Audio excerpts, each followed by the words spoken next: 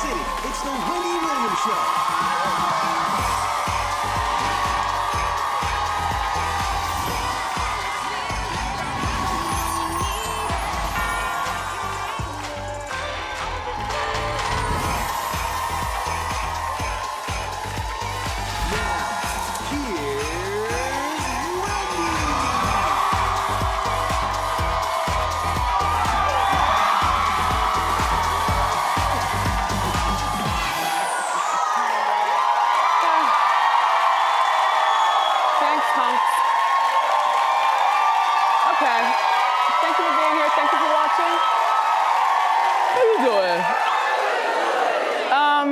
I'll explain. Let's get started. It's time for Hot Topics. So I have a hair fracture on my right shoulder, and I did it on Sunday. And by Monday morning, my shoulder was on fire. There's no way I could have done yesterday's show. So I went and I was all about the medical care yesterday, from one doctor to the other. So I'm on the mend. I don't need an operation. They tell me I'm very healthy, you know, for a person after 50. I don't need an operation, and I'm not wearing a hard cast, but I do have a sling. And I do have my flower ring on too, so just so you know. Staff, crew, the show will go on. Yes. Fortunately, this is the last week of us doing this show, so Willie only has to work around this for a moment before I just go home and rest it. That's all you can do, rest. Ugh, tender. Ooh. Anyway, so congratulations to Remy Ma and Papoose. She finally had their baby girl on Friday. It seems like we've been talking about this for a long time, but congratulations to them. So, so they're 4 siblings. You know, he has 3, and then she has 1, which is, you know, the new one. So she wanted a push present. And he was like, oh, what do you want? What are you talking about? And so this is ongoing between them. And we saw it on TV. So he got her what she wanted, a brand new truck for her push present. That's what she wanted. She wanted a truck, which makes sense. You got 4 kids, different sporting events and whatever, you know, is going on in their lives. Plus microphones and CDs in the back. T-shirts and stuff. Congratulations. Good for them.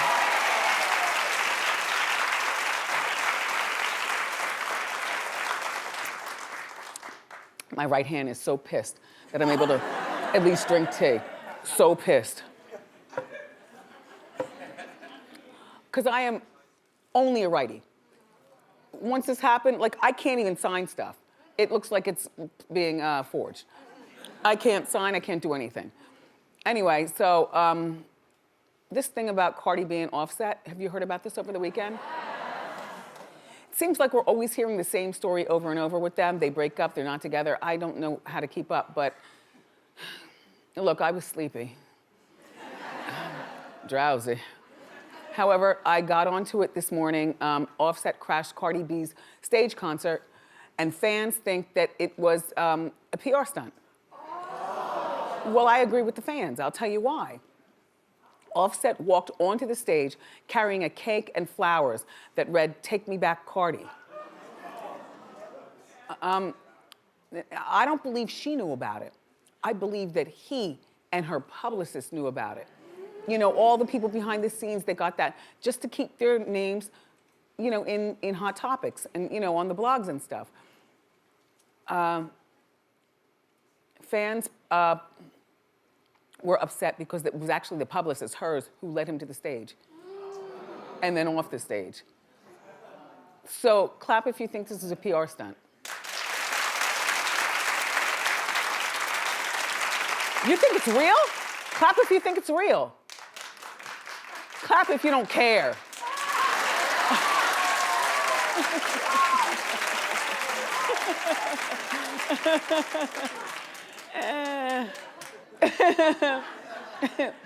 Well, I wish that she hadn't gotten, I don't know that they're married. I mean, I know what we see in the living room and a ring. I wish that she hadn't gotten married, and I wish that she hadn't had a baby. You know, culture could have, wait, what's her baby's name? Okay. Culture could have waited another time. Cute, yes, could have waited another time. Like Cardi is on the fast track right now. You know, she's living her jet set lives. She's got her sister Hennessy with her and her all-girl crew, and certainly her DM is full of guys who love to date her. Now, whether she cares to or not, but I just feel like the complications of being involved with a man with 3 kids already is a little like who wants that? Whether you're famous or not, would you want your 26-year-old daughter to date a guy with 3 kids?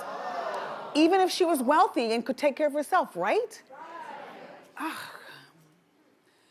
Well, Cardi, you look good on stage. And I don't know whether they're broken up or not. As far as I'm concerned, they'll be back together by the time Hot Topics is over.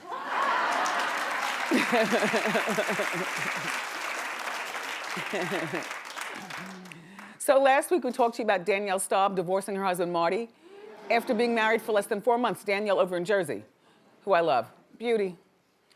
Anyway, you'll never guess who Danielle is moved on to. R&B singer, Al B. Sure. Oh, believe me you, believe me you.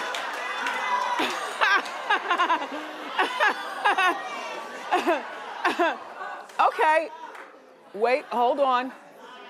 Let me lay it out there and present it to you, co-host. Let me present it to you at home, okay? And then we'll do a poll. Maybe several polls. All right, first of all, Danielle is like 56. Albie is 50, so they're age appropriate. They've been around. You know, she's from New York, he's from New York. They've been around. According to Page 6, they were making out at a bar in Harlem this past weekend after his performance at the Apollo. Yeah, and it was easy to spot them because the bar wasn't crowded. I mean, the performance was crowded. He had a whole bunch of people with him, like Teddy Riley and a whole bunch of people. So it was, but they went to a dimly lit bar that wasn't crowded, and clearly they were making out. Danielle says, you know how long we've been friends. Excuse me. Oh, God.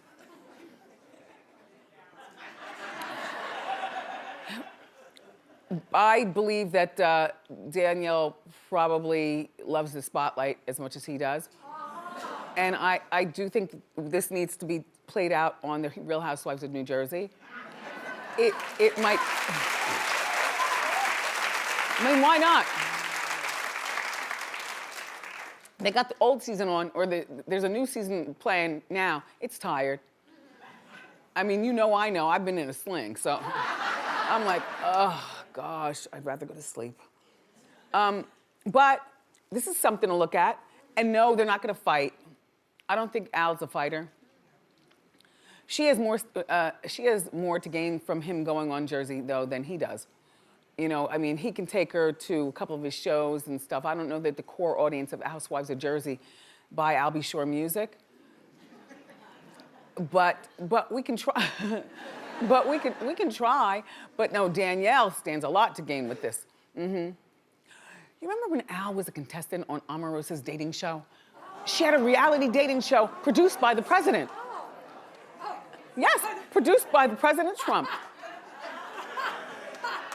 Now, they didn't date on this reality show, but you know, Al loves the spotlight. He's trying to get in there any way he can. And now, like he gained a bit of weight at one point, but now he's back to being svelte and touring and doing stuff. Al, stick with Danielle. Just see where this goes with you guys. Not romantically, I don't care. But for the cameras, for the cameras. For the cameras, why not?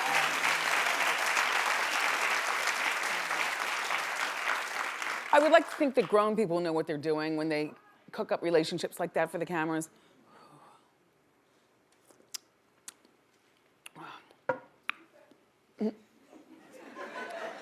Les Moonves is not getting his $120 million severance.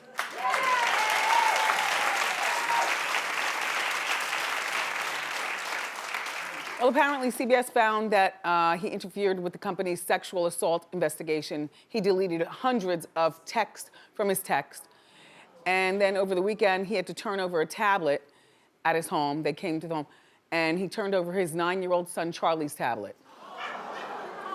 So you know when the feds opened that up, it was like a Teenage Mutant Ninja Turtles screensaver.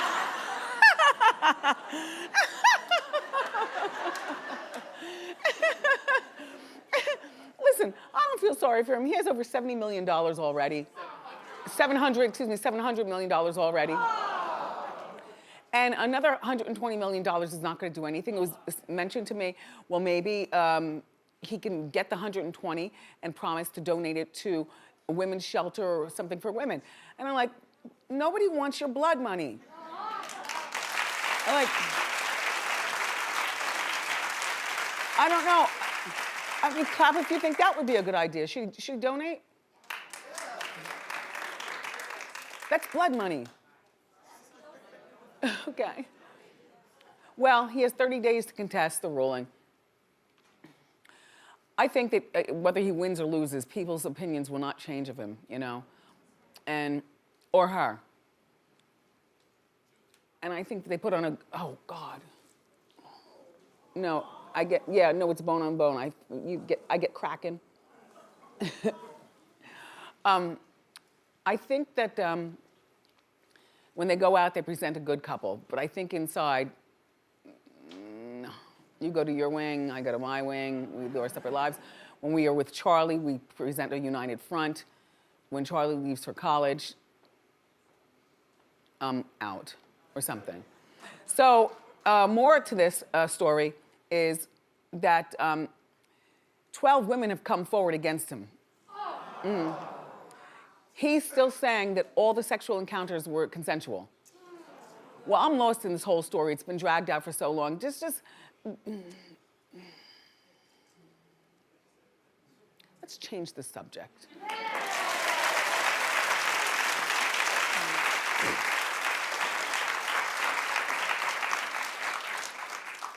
So Russell Simmons is furious, so am I, that LL Cool J did not get into the Rock and Roll Hall of Fame.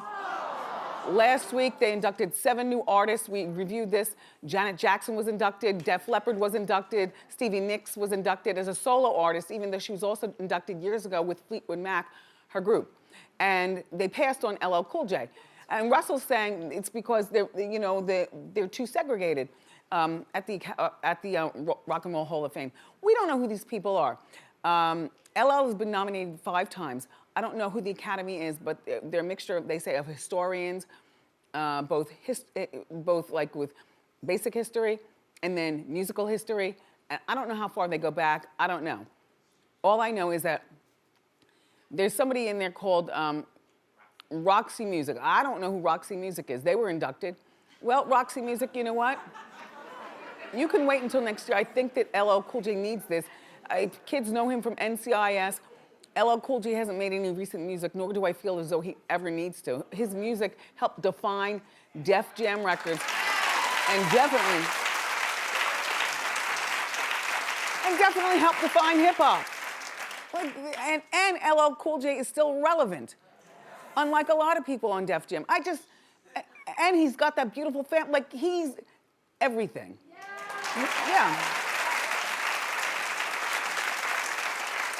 And of course, Janet deserved it on account of Justin Timberlake and the nipple slipper. And so she got it. I don't know whether she's happy with that. I don't know whether that mattered to her or not.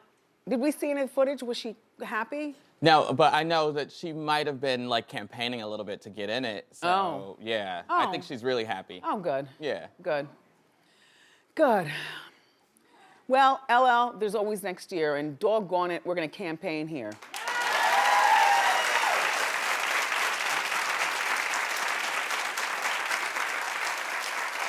Did you hear about this Pastor John Gray? Well, apparently he's under fire. So he's got a church in South Carolina. Well, here we go with the church. Look at his congregation. Okay. Okay. He also has a reality show on OWN, and he bought his wife recently a $200,000 Lamborghini SUV for their 8th wedding anniversary. Now, they had a celebration of renewing their vows or whatever they were doing, the anniversary, at their home. And this is Tyrese taking the footage. The pastor didn't take it, but the pastor probably said, Tyrese, take the footage. People are accusing him of using church funds to buy the car. Well, you know, on one hand, you could definitely say that and could definitely look that way. But on the other hand, like, all right, he clapped back and then we'll talk. What should concern people who are actually genuinely concerned is, did this man use any money from the church to do this? And the answer is no, absolutely not. And God, take my life on this live feed if I did. Well, first of all, that last line was not necessary. Because there's certain things that nobody believes anymore. I swear on my kids. I swear to God. I swear on my mother. God, take my life on this live feed. Okay, so he said that he paid for the car with money that he made from his reality show and 2 books. I mean, he's very successful. It's not wrong for the, if the church is upset though. It's just a bad look. I'm sorry. It's not like he's in a swinging town. He's in the Carolinas, the town, I'm sure, tons of people there, but you gotta have to maneuver amongst the people. And, you know, he could have gotten her a nice, sensible car, something sensible, not a sports car, because she's still going out and getting her nails done and going grocery shopping. You can't tell me that she doesn't go out amongst the people. And and she's got the kids, and you got the kids, and you're big timing everybody. Like, nobody's driving like you all down there. You know? And whereas Joel Osteen, well, they own everything where they live, but there are more fabulous people there as well. So it's not,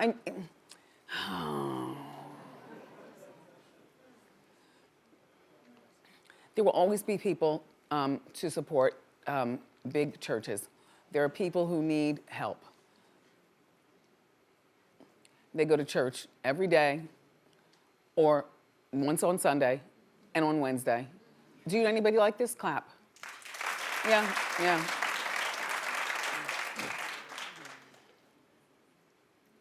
Well, good luck, Pastor.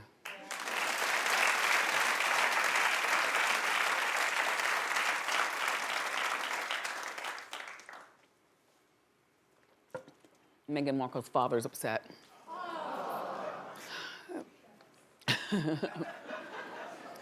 So he goes on Good Morning Britain. And he said that he hasn't heard from his daughter and he won't stop trying to reach out to her. Here he is. People are saying I should be quiet about this and not speak. If I don't speak, they'll be speaking. They will speak to me. That hasn't happened. I don't plan to be silent for the rest of my life. I love my daughter very much, and she has to know that, and I would really appreciate it if she would just call me, reach out somehow to me, just send me a text. I just wish Meghan would call him or text him and say this: Dad, give me 2 years to settle into my new position. This is me for the rest of my life, but if you just give me 2 solid, like, say something. I mean, and yes, the baby is on the way, she's about to have the baby, but give me 2 years, including the birth of the baby. Just give me 2 years, Dad. And, yeah. And, you know, the guy really has straightened up. You know, he's obviously practicing how to speak well, because, well, he was not a well speaker in the beginning. He was not a well speaker. And he's not a bad looking man. Well, you know what though? He missed his moment when he didn't go to the wedding. Remember, the day of the wedding, he had a heart attack. A heart attack. I'm using quotes. But he was invited though. She invited him. And then the day after the wedding, he was seen at, the day after the heart attack, the day of the wedding, he was seen at KFC and McDonald's. And McDonald's.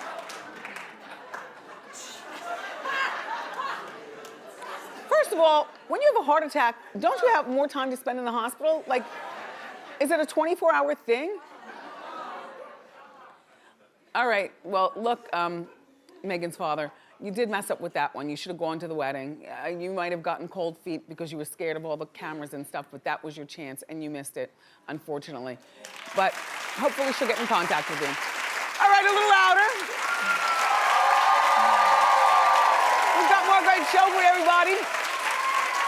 Up next, my friend, fitness guru and author, Jillian Michaels is here. So grab a snack and come on back.